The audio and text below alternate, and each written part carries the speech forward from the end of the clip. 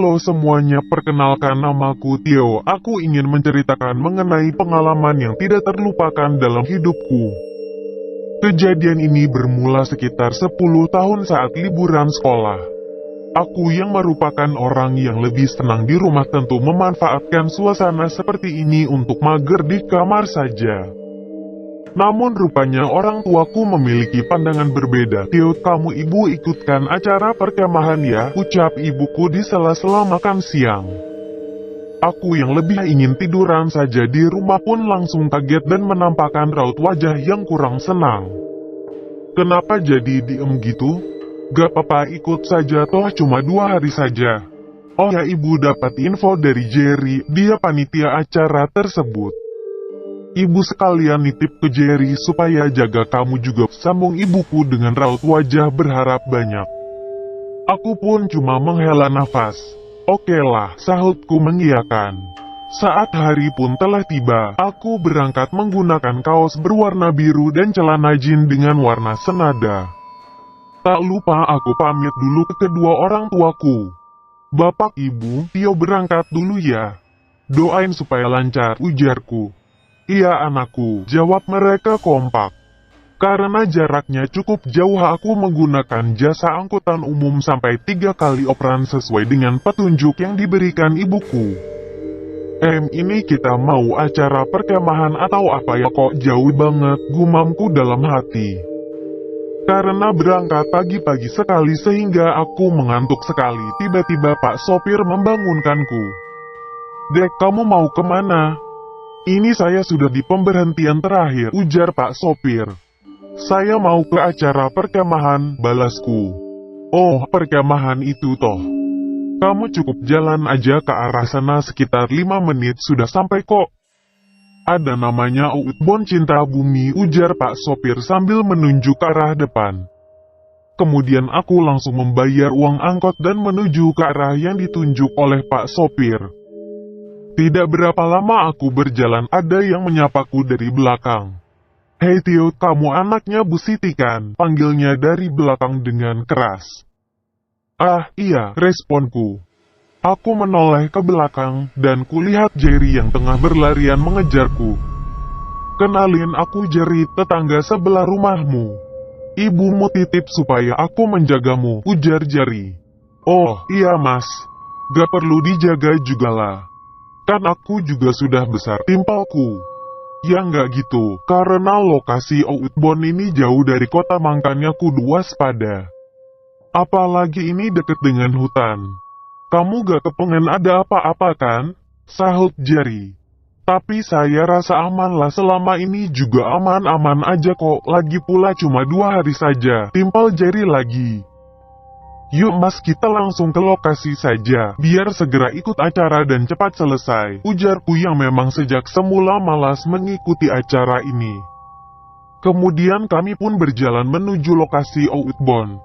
Tak selang berapa lama kami pun sampai ke lokasi acara. Di sana rupanya sudah ramai. Aku juga heran dari mana asalnya orang-orang ini karena selama saya dan Jerry berjalan tadi tidak berpapasan dengan banyak orang juga. Tapi aku langsung mengusir jauh pikiranku yang aneh-aneh. Semakin banyak yang datang akan semakin baik, karena aku jadi bisa lebih santai dan terlalu diperhatikan, pikirku dalam hati. Dan benar saja saat kami datang di lokasi, ternyata Jerry langsung pamit untuk segera bergabung dengan panitia lain untuk mempersiapkan acara. Kesempatan itu aku buat untuk jalan-jalan mengitari lokasi perkemahan. Saat pandanganku mulai menyusuri sekeliling, dari kejauhan aku melihat ada seseorang yang tampak tidak asing bagiku. Ya, dia adalah teman masa kecilku, namanya Nadia. Dia merupakan cinta monyetku saat kecil dan sampai saat ini belum pernah aku utarakan perasaanku. Dia mengenakan baju setelan, jaket dan celana panjang warna cerah. "Hai, Nadia," panggilku dengan keras. Spontan Nadia menoleh ke arahku. "Oh, hai. Kamu Tio ya?" "Si Cooper," sapa Nadia dengan sedikit ragu. "Iya, aku Tio, temen SD-mu dulu." "Wah, kamu jahat ya, masih manggil aku Cooper aja," balasku sambil menghampirinya.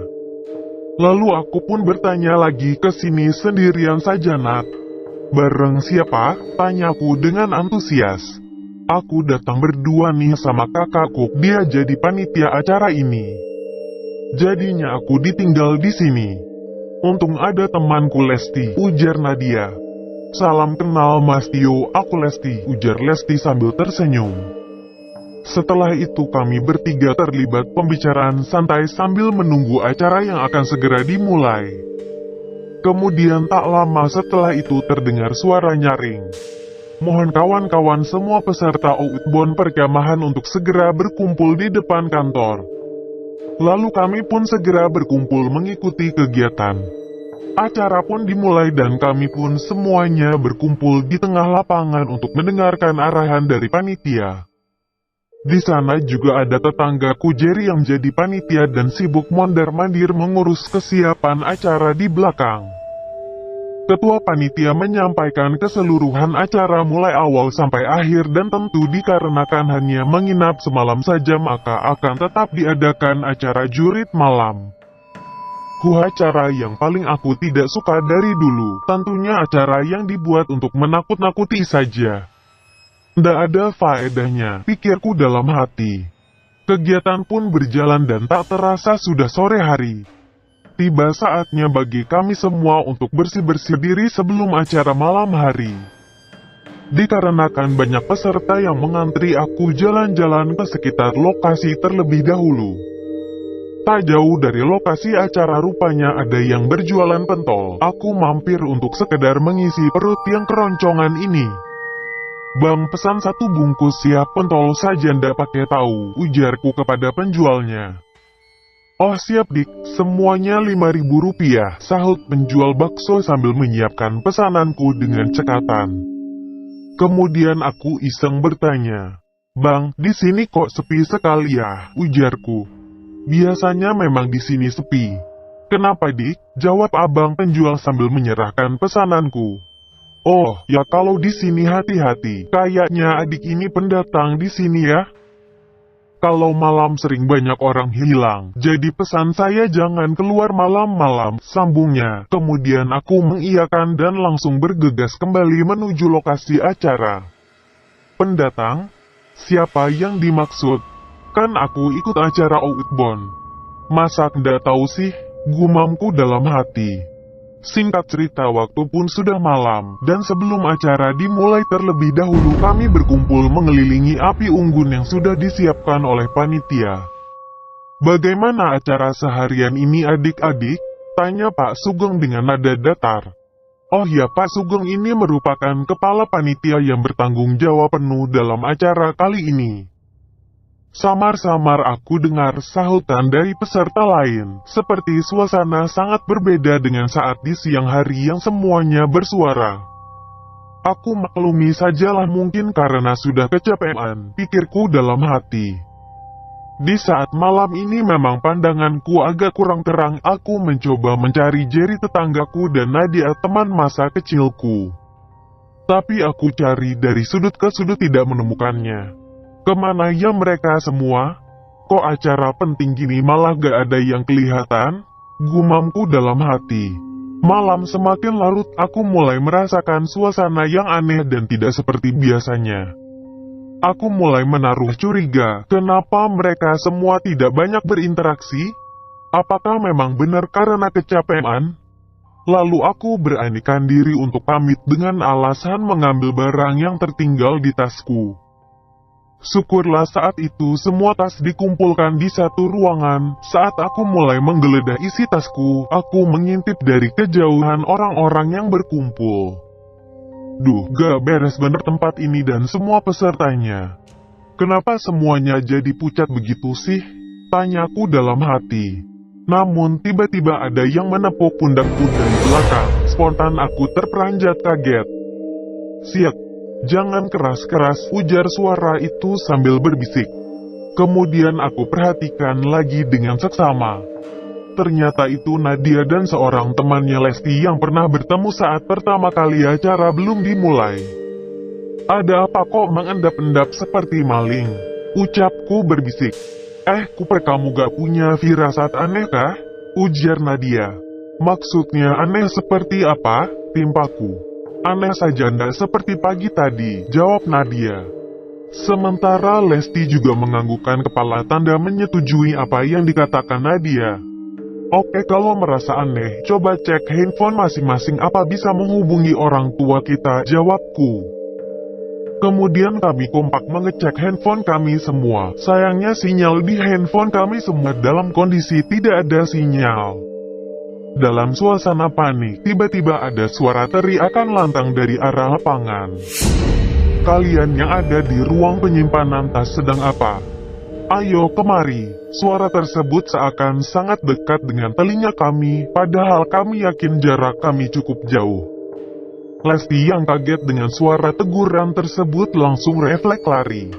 Aku dan Nadia yang tidak menyangka akan tindakan Lesti langsung refleks juga ikut berlari bersama. Kemudian dari belakang terdengar suara orang-orang yang mulai mengejar kami. Duh, jadi runyam begini. Kemana sih Mas Jerry? Situasi kayak gini malah ngilang. Pikirku campur aduk. Kami pun berlari menyusuri lorong ruangan menuju jalan raya. Tetapi anehnya seolah kami berputar-putar di situ saja. Tidak bisa keluar dari komplek Outbound. Tiba-tiba saja dari samping ada yang langsung menyergap tangan Lesti. Aku yang tepat berada di sampingnya berusaha menendang orang yang memegangi tangan Lesti. Tetapi seperti aku tidak punya tenaga untuk menendangnya. Sudah, kita lari saja, tinggalkan Lesti. Nanti kalau ketemu warga baru kita susul kembali kemari untuk menjemput Lesti, teriak Nadia. Aku yang berada di posisi terjepit dan berusaha menolong Lesti pun akhirnya melepaskannya dan berlari mengikuti Nadia. Kemudian kami pun sembunyi di salah satu ruangan yang ada di sana, dikarenakan aku dan Nadia sudah lelah sekali dan juga tak kunjung keluar dari lokasi perkemahan ini. Di saat kami sudah mulai menyerah, kemudian Jerry ternyata ada di ruangan yang sama dengan kami. Sek, bisik Jerry. Jangan mengeluarkan suara keras-keras, ujar Jerry sambil berbisik. Kamu kemana aja Mas Jerry? Saya hampir mati tadi dikejar-kejar sama orang-orang. Sebenarnya ini apa sih? Dan kita ada di mana? Aku pun banyak bertanya dikarenakan masih banyak sekali yang menjadi misteri dan ingin saya katakan kepada Jerry. Oke, pertama akan saya beritahu bahwa sebenarnya lokasi perkemahan Outbound sejak awal memang sudah tidak ada siapa-siapa. Praktis hanya kamu, Nadia, Lesti dan beberapa orang saja yang benar-benar orang dari luar, ujar Jerry sambil menunjuk kepadaku. Maksudnya, kita masih belum paham. Terus kalian semua siapa? Dan di mana kakakku? Timpal Nadia. Iya, di sini memang merupakan perangkap arwah, kami arwah yang tidak punya raga. Sehingga kami memancing orang untuk datang kemari. Dan kami berebut untuk masuk ke raga tersebut dan keluar dari tempat ini, jawab Jerry. Loh, tapi kan ibuku katanya masih menitipkan aku ke Mas Jerry. Dan juga siang-siang kan kita juga bertemu dan berjalan bersama menuju tempat ini? Tanyaku lagi. Iya, aku baru saja terjebak di tempat ini. Aku sebenarnya ingin masuk ke ragamu dan keluar dari lokasi terkutuk ini. Tapi setelah aku pikir-pikir lagi, aku kasihan sama kamu Tio, jawab Jerry. Terus apa ada kesempatan bagi kami untuk kabur? Tanya Nadia. Kesempatan itu pasti ada, tapi aku tidak jamin. Semoga saja kamu keluar dari sini tapi tetap dengan raga aslimu, lanjut Jerry menimpali. Nasib kakaknya Nadia bagaimana? Dan juga Lesti teman Nadia, tanyaku pada Jerry. Aku tidak bisa menjamin mereka semua bakal selamat. Karena kami semua seperti singa kelaparan di sini berburu raga yang tidak sengaja terpancing masuk ke sini, jawabnya. Terus, bagaimana dengan? Belum selesai aku berbicara sudah dipotong oleh Nadia, ses. Sudah kuper kamu diam saja, gak perlu tanya-tanya yang lain. Kita gimana cara keluar dari sini? Tanya Nadia ke Jerry. Baik, aku pikir kalian tidak tertarik untuk kabur dari sini. Karena sepertinya banyak sekali yang Tio mau tanyakan, terang Jerry. Kalian semua tahu kan ruangan yang ada di paling depan? Itu satu-satunya jalan menuju keluar dari tempat ini. Kalian cukup keluar lewat jendela yang ada di sana. Aku akan mengalihkan semua arwah di sini. Semoga kalian beruntung. Oh ya Tio, kalau kamu keluar dengan selamat, tolong sampaikan permohonan maaf ke kedua orang tuaku, ucap Jerry dengan mata berkaca-kaca. Aku dan Nadia saling bertatapan. Kami tahu apa yang ada dalam pikiran kami masing-masing. Ya, pikiran ketakutan, kecemasan karena tidak yakin akan keluar dari sini hidup-hidup. Rasa-rasanya kaki sudah tak mampu berjalan lagi karena tadi sudah berlarian cukup lama.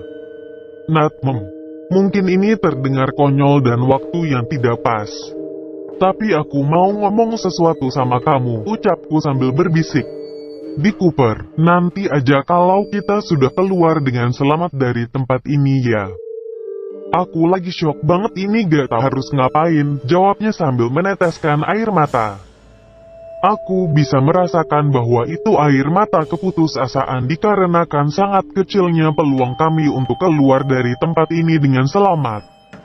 Yang aku tahu kami memang dalam fase mental dan fisik di titik yang paling rendah. Paling tidak aku coba utarakan perasaanku. Oke, nanti dicoba lagi saat sudah keluar dari lokasi terkutuk ini, pikirku dalam hati. Oke, sudah cukup ya ngobrolnya.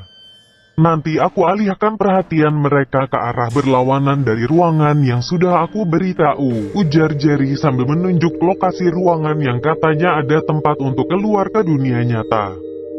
Baik, saya pergi dulu. Apapun yang terjadi, lari saja, tidak perlu menoleh ke belakang. Walaupun kakakmu yang memanggil, sambil menghadap ke arah Nadia. Oke, jawab Nadia. Hai semuanya. Mereka pergi ke arah sana, teriak Jerry sambil berlari menjauh dari ruangan kami sembunyi. Lalu tak lama kemudian dari arah sebaliknya banyak suara orang-orang aneh yang ikut mengejar bersama Jerry. Aku dan Nadia yang mengintip dari celah ruangan menyaksikan ada cukup banyak yang mengikuti Jerry dan ini membuat kami ngeri dan takut teramat sangat. Tak lama berselang saat mereka sudah mulai menjauh, aku dan Nadia langsung berlari sekuat tenaga ke arah ruangan yang ditunjuk oleh Jerry. Tiba-tiba terdengar suara samar dari belakang. Nadia, tunggu kakak, jangan tinggalkan kakak. Kakak juga mau keluar dari sini, ucap seseorang dari belakang. Nadia yang mendengarnya langsung menghentikan langkah dan menoleh ke belakang ingin menyusul kakaknya. Refleks aku pegang tangannya. Nat, kamu ingat pesan Jerry kan? Sergaku. Tapi, tak sempat Nadia membalas, langsung aku tarik agar terus berlari. Kakak, teriak Nadia sambil menangis. Sudah Nat, kita fokus keluar dulu saja. Belum tentu juga itu kakakmu. Timpalku meyakinkan Nadia. Kemudian Nadia melanjutkan untuk berlari denganku meskipun aku tahu bahwa dia masih tidak rela meninggalkan kakaknya. Tak lama berselang aku dan Nadia sudah di depan ruangan itu, ruangan yang tampak biasa saja dari luar. Tanpa berpikir lama langsung aku buka pintunya, dan benar kata Jerry bahwa di sana ada jendela terbuka, jendela yang bentuknya berbeda dengan yang lain. Jendela yang Jerry katakan sebagai tempat yang menghubungkan dengan dunia luar. Langsung saja aku bergegas menuju ke jendela tersebut. Namun rupanya sudah banyak suara gaduh dari luar ruangan yang ingin segera memasuki ruangan tempat aku dan Nadia berada. Hai, jangan kabur kalian, sini tunggu aku, teriak salah seorang dengan lantang. Rupanya seseorang sudah memasuki ruangan dengan cepat dan memegangi tangan Nadia. Tidak, lepaskan, teriak Nadia dengan kencang. Aku yang berada di depannya refleks langsung menendang orang yang memegangi Nadia. Ini berbeda saat aku menendang sebelumnya, karena aku rasa jauh lebih punya tenaga. Sontak aku tarik lengan Nadia kemudian aku paksa untuk segera masuk melalui jendela. Aku menyusulnya dari belakang. Dalam suasana panik aku sempat menoleh ke belakang. Di sana ada Jerry yang melambaikan tangan kepadaku. Dan sama-sama seperti aku melihat sosok seperti Nadia. Ah, mungkin itu kakaknya Nadia. Mohon maaf kak. Aku tidak bisa menyelamatkan semua orang, pikirku sambil meloncat melewati jendela. Selepas itu kami berdua langsung berlari sekuat tenaga melewati pohon-pohon tinggi. Aku sempat beberapa kali menoleh ke belakang memastikan tidak ada yang mengejar lagi, dan suara teriakan lama-lama menghilang dengan semakin jauhnya kami dari lokasi outbound perkemahan. Tak berapa lama kemudian kami berdua keluar dari pohon-pohon rindang dan langsung bertemu warga yang ada di sana. "Lo kamu adik kecil yang beli pentol ke saya itu kan?" tanya laki-laki yang menemui kami. "Oh iya Pak," jawabku. Kami berdua tidak bisa berkata apa-apa karena memang aku dan Nadia masih sangat shock dan otak kami masih belum menerima apa yang terjadi baru saja terhadap kami. "Syukurlah dik kamu keluar baik-baik saja.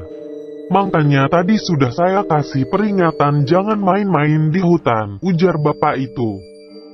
"Kami tidak main kok Pak, kan kami ikut acara outbound di perkemahan di sebelah sana," sambil aku menunjuk ke lokasi di belakang pohon-pohon besar.